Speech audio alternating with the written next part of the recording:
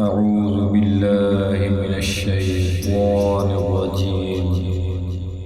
بسم الله الرحمن الرحيم.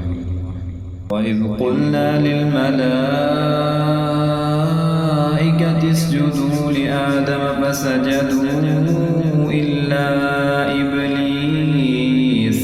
كان من الجن ففسق عن أمر ربه أفتتخذونه وذريته أولياء من دوني وهم لكم عدو بئس للظالمين بدلا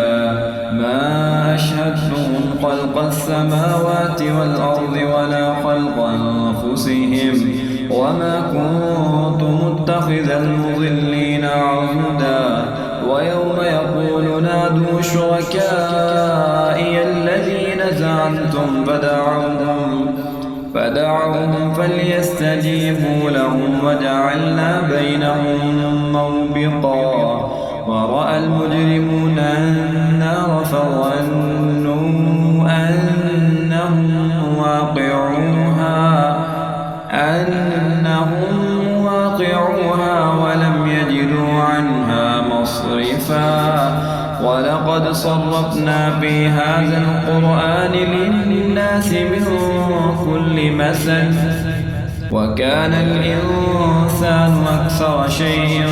جدلا وما منع الناس أن يؤمنوا إذ جاءهم الهدى ويستغفروا ربهم إلا أن تأتيهم سنة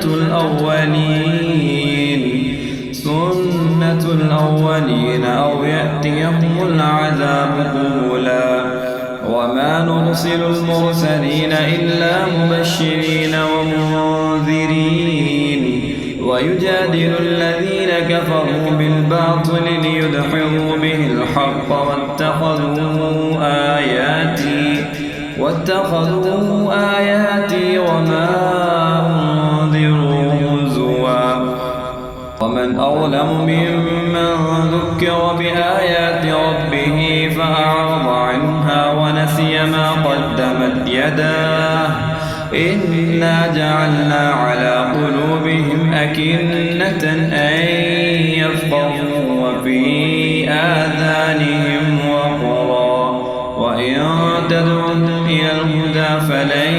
يهتدوا إذا أبدا وربك الغفور ذو الرحمة لو يؤاخذهم بما كسبوا لعجل لهم العذاب بل لهم موعد لن يجدوا من دونه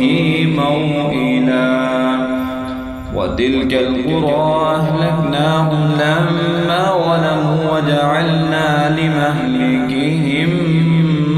موعدا.